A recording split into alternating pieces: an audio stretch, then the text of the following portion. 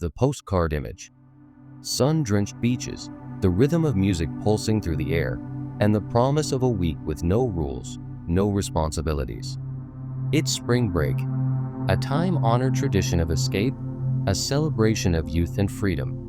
We save up for it, we dream about it, we see the flawless pictures online and think, that's going to be me. But for every 100 perfect stories, there's one that doesn't make it into the photo album. A story that starts with a cheap flight and a shared laugh, but ends in a place of cold, quiet fear. Because sometimes, the biggest danger isn't the riptide or the sunburn. Sometimes, the real horror is hiding in plain sight, wearing a friendly smile. Today, we're not looking at the postcard.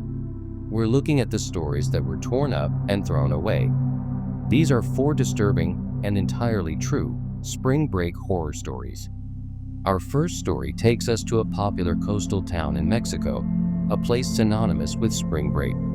For 2 best friends, Sarah and Jessica, it was the ultimate escape from a brutal Midwest winter. They had found a decent all-inclusive resort, and their days were a perfect blur of sun, sand, and cheap cocktails. They were smart, they thought. They used the buddy system, never left their drinks unattended, and stuck to the resort after dark. They felt invincible. On their 4th day, they met a man named Alejandro. He wasn't a pushy vendor or a typical tourist hustler. He worked at a high-end art gallery near their resort. He was charming, spoke perfect English, and seemed genuinely interested in their lives back home. He didn't try to sell them anything. He just offered friendly conversation. Over 2 days, they'd bump into him, share a laugh, and he'd recommend a great, non-touristy place for lunch. He was building trust, brick by careful brick. On their last night, Alejandro approached them with a special offer. His boss was hosting a private party for artists and collectors at his cliffside villa. He said it was an incredible place, and he'd be honored if they would join him. It was a chance to see a side of Mexico that no tourist ever gets to see. Jessica was hesitant. It broke all their rules. Go off resort at night with a man they barely knew to a private residence. But Sarah was enchanted by the idea. It felt exclusive, an adventure. Alejandro was so normal, so safe. After a brief debate, the allure of the authentic experience won out. Alejandro picked them up in a pristine SUV. The drive was longer than they expected, winding up steep, narrow roads, further and further away from the glittering lights of the tourist district. When they arrived, the villa was breathtaking. It was also completely isolated. They walked inside. The music was low, and there were only 3 other men there, plus Alejandro and his boss, a stony-faced older man who barely acknowledged them. There were no artists. There were no other women. The warm, friendly vibe Alejandro had cultivated was gone, replaced by a cold, transactional silence. The dread set in like a freezing rain. The front door, a massive, ornate wooden slab, was closed with a loud, definitive thud. One of the men casually asked for their phones, saying the host had a strict no-photo policy to protect his guests' privacy. Numbly, they handed them over. They were offered a drink, and this time, they refused. They were herded not into a grand party space, but into a small, sparsely furnished living room. Their passports and wallets, they were told, were to be placed on the coffee table for safekeeping. This wasn't a party. It was a hostage situation executed with chilling precision. For the next 8 hours, they were trapped. The men weren't violent, which was almost more terrifying. They were calm, methodical. They used their phones to systematically drain their bank accounts through online transfers. They maxed out their credit cards on high-end electronics, ordering them for delivery to a drop point. The horror for Sarah and Jessica wasn't physical pain, but the absolute, crushing loss of control. They were just assets in a room, watching their lives be dismantled piece by piece. These men were professionals. This was their business: luring tourists, bleeding them dry, and then discarding them. Their salvation came in the most unexpected way. Jessica had a second, prepaid debit card with only about $200 on it tucked into a hidden pocket of her shorts, something her dad insisted she carry for emergencies. When one of the men was trying to transfer money from her main account and it was declined, she, in a moment of desperate brilliance, remembered this other card. She explained it was a travel card and that to activate it for a large transfer, she had to call a security number. The men, eager to get every last dollar, agreed. They handed her the phone. Shaking, she dialed the number, but it wasn't the bank. It was the emergency line for the U.S. consulate she had memorized before the trip. As soon as an operator answered, Jessica started speaking in a frantic, coded way. "Hi, I need to activate my card, number 180. The location is Villa Estrella, on road. I can't remember the road name, but it's high in the hills. Yes, an international transfer. My father, Officer Kincaid, told me to call this line." She was gambling that the mention of officer and the frantic tone would be enough. The men snatched the phone back, angry. But it was too late. The seed had been planted. Whether it was the mention of a police officer father or a trace from the consulate, about an hour later, the distant but unmistakable sound of sirens began to echo up the canyon. Panic erupted among the men. They weren't prepared for a confrontation. They grabbed the electronics and the cash they had on hand, threw Sarah and Jessica's empty wallets and passports on the floor, and vanished out a back exit into the darkness. The two women were left alone, shaking and sobbing, in the gilded cage until the federales smashed through the front door. They lost all their money, but they kept their lives. Their story is a terrifying lesson in how easily a dream vacation gone wrong can become a reality, all because of a friendly face. Story 2. The Beckoning Blue. Our second story moves from the land to the sea, off the coast of Australia. It involves a group of 4 college friends, Mark, Tom, Emily, and Chloe, who decided to cap off their spring break with a scuba diving certification course. They were athletic, adventurous, and captivated by the idea of exploring the Great Barrier Reef. They found a dive shop that was significantly cheaper than the others. In hindsight, the red flags were everywhere. The equipment looked old and poorly maintained. The instructor, a grizzled man named Dirk, seemed rushed and impatient, cutting corners on the safety briefings. But they were on a budget, and the promise of seeing the reef was too strong. Their desire for a cheap adventure overrode their instincts. This is a critical point in so many stories of trips that spiral out of control. Ignoring your gut feeling can have dire consequences for your spring break safety. On their final certification dive, the group was supposed to descend along a guide rope to a small, submerged shipwreck about 80 feet down. The conditions were choppy that day, the visibility less than ideal. As they descended, Mark felt a strange sensation. It was getting harder to breathe. He checked his pressure gauge. It showed he still had plenty of air, but each inhalation felt thin, unsatisfying. He signaled to Dirk, pointing to his regulator. Dirk gave a dismissive wave, signaling for him to keep going. Mark, not wanting to be the guy who ruined the dive for everyone, pushed on. But the feeling got worse. He was getting dizzy, his vision starting to tunnel. This was more than just nerves. He was starving for oxygen. His regulator was failing, feeding him an insufficient mix of air. He signaled again, this time with more urgency. He was panicking. Tom, his dive buddy, saw his distress and began to signal Dirk as well.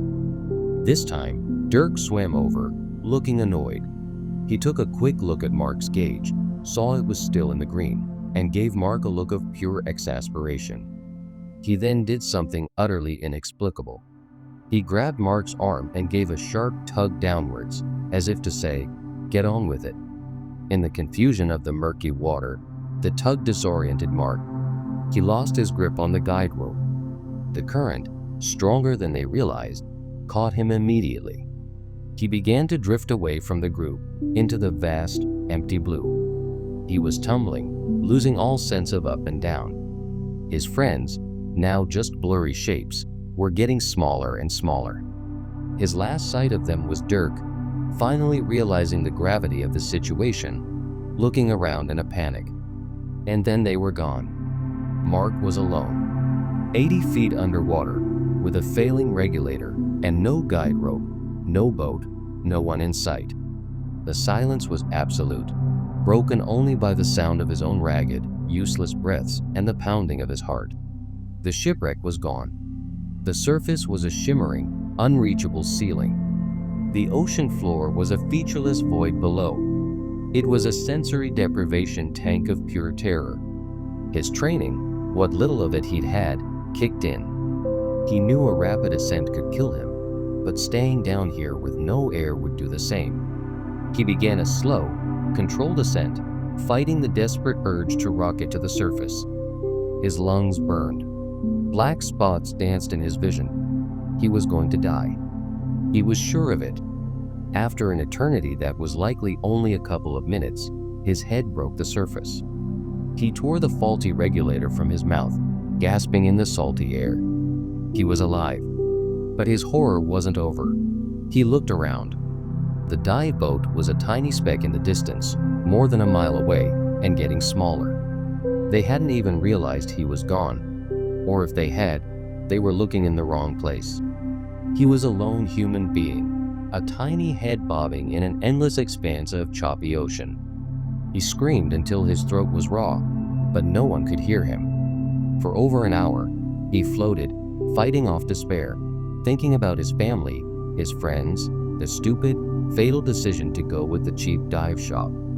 It was a fishing trawler, miles off its usual course, that saw him. The captain later said it was a 1 in a million chance, a glint of sunlight off his mask. They pulled his exhausted, hypothermic body from the water. His friends, who had surfaced in a panic, had instigated a frantic, disorganized search. The dive operator, Dirk, was later found to be running an unlicensed operation with uncertified equipment. Mark suffered no long-term physical injuries, but the psychological scars remain. He was swallowed by the silent, indifferent blue, a victim not of a shark or a sea monster, but of simple human negligence. Story 3: The Digital Ghost. Not all horror stories happen in exotic, far-flung locales. Our third story takes place in a rustic, secluded cabin in the Smoky Mountains of Tennessee. 4 friends from college, Liam, Ben, Chloe, and Ava, wanted a different kind of spring break. No crowded beaches, no loud clubs. Just hiking, bonfires, and a quiet week away from it all. They found what looked like the perfect spot on a popular home rental app. The pictures showed a charming log cabin, complete with a hot tub and a stunning mountain view. The host, an older man named Mr. Abernathy, had dozens of glowing reviews. When they arrived, the cabin was just as advertised. It was beautiful, but also incredibly remote. The nearest neighbor was miles away, and cell service was non-existent, though the cabin did have spotty Wi-Fi. Mr. Abernathy met them there to hand over the keys. He was friendly, a bit folksy, but something about him was off. He over-explained things. He showed them how to work the thermostat 3 times. He kept emphasizing the rules, especially one: don't touch the smoke detectors. They're a new, expensive system, all linked together. If you tamper with one, the fire department is automatically called, and it's a huge fine. It was an odd, specific warning. The first couple of days were blissful. They hiked, they cooked, they enjoyed the peace and quiet. But small, unsettling things started to happen. Ava, coming out of the shower, could have sworn the bath mat was in a different position than she left it. Ben noticed his laptop, which he'd left on the coffee table, was open to a different page when he returned from the hot tub. They brushed it off as being forgetful of being in an unfamiliar place. The turning point came on the 3rd night. Liam was trying to get the Wi-Fi to work better, and in his frustration, he looked up at the router on a high shelf. Tucked right beside it, almost invisible, was a small, black box with a tiny, pinhole lens. It was a webcam, and it was pointed directly at the main living area. A cold wave of dread washed over the group. They immediately started searching, and they found them. In the corner of the master bedroom, disguised as a USB charger plugged into the wall. In the bathroom, disguised as a screw head on the wall vent. And the worst one, a tiny camera drilled into the smoke detector right above the hot tub on the back deck. Mr. Abernathy's strange warning suddenly made horrifying sense. He wasn't worried about fire safety. He was protecting his surveillance system. They had been watched in their most private moments. Showering, sleeping, changing. The realization was sickening, a profound violation that felt like a physical assault. The glowing reviews on the rental app now seemed sinister. Were they fake? Or did those guests just never find the cameras? Their immediate instinct was to leave, but they were miles from anywhere. It was pitch black outside, and they had a terrifying thought. Was he watching them right now? Did he know that they knew? The cabin, once a cozy refuge, now felt like a predator's observation blind. Every creak of the floorboards, every rustle of leaves outside sent a jolt of fear through them. They didn't pack. They didn't talk above a whisper. They formulated a plan. They would wait until just before dawn, when he would least expect it. They would leave everything behind except their wallets and keys, get in their car, and just drive. The 2-hour wait was the most terrifying of their lives. They sat in a single room, in the dark, watching the windows, listening. As the first hint of gray light appeared on the horizon, they moved. Silently, they slipped out the front door, got into their car, and drove away, not even looking back. They didn't stop until they had full cell service, and they called the police. When the authorities searched the cabin, they found a sophisticated surveillance setup, with live feeds being routed to a computer in Mr. Abernathy's home just 5 miles away. They found hours of footage of dozens of different guests. He wasn't just a creepy landlord. He was a digital ghost, a silent predator collecting trophies of his victims' most private moments. Their quiet week in the woods became a chilling chapter in a true crime story they never expected to be a part of. Story 4. The One-Way Ticket. Our final story is perhaps the most tragic, because the horror wasn't inflicted by a monster or a criminal, but by the protagonists themselves. It's about a group of 3 19-year-old students, Kevin, Ryan, and Drew, on their first big spring break in a Caribbean island nation known for its beautiful resorts and strict laws. They were typical college kids, loud, arrogant, and fueled by a sense of invincibility that only comes with youth and cheap rum. For them, the trip was a competition to see who could be the most reckless. It started with harmless pranks, like rearranging patio furniture at the resort pool. But with each passing day, they pushed the envelope further. On their second to last night, drunk and emboldened, they decided on their masterpiece. They were going to redecorate the lobby of their hotel. After the bars closed, they stumbled back to the resort and began their work.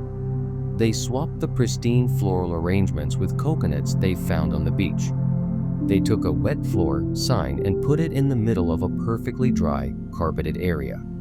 It was stupid, childish stuff. But then they saw the centerpiece of the lobby, a large, intricate glass sculpture of a marlin commissioned by a local artist. It was the hotel's pride and joy. In their drunken haze, they decided it would be hilarious to put a pair of sunglasses on the fish. Kevin, being the ringleader, climbed onto the pedestal. As he clumsily tried to fit the sunglasses on the glass fin, he slipped. He reached out to catch himself, but instead of stopping his fall, he brought the entire $500,000 sculpture crashing down onto the marble floor. The sound was like an explosion. Glass flew everywhere. The lobby, which had been silent, was suddenly filled with the sound of shattering art and the stunned silence of the 3 boys. The night manager and security were there in seconds. The friendly, smiling facade of the resort staff evaporated. They were no longer valued guests. They were criminals. The police were called. Kevin, Ryan, and Drew were escorted from their rooms and taken to a local police station that was a world away from the luxury they had just left. It was small, grim, and no one there was interested in their apologies or their excuses that it was just a prank. They had destroyed a piece of art that was a source of national pride and was worth more than their entire college education. Their parents were called, lawyers were hired, but the legal system in this country was not like the one at home. There was no slap on the wrist. Malicious destruction of property of that value was a major felony. Their passports were confiscated. They couldn't leave the island. Their one-week vacation turned into an indefinite stay in a foreign legal nightmare. The horror for them was the slow, dawning realization of the consequences. The carefree week had cost them their future. Ryan and Drew, after their parents paid a staggering sum in restitution to the hotel and the artist, were eventually allowed to leave after several months.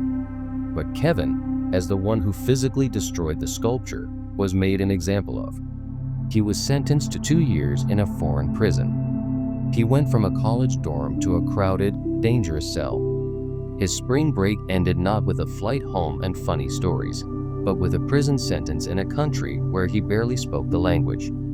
His story isn't one of ghosts or monsters, but of a different, more common kind of horror.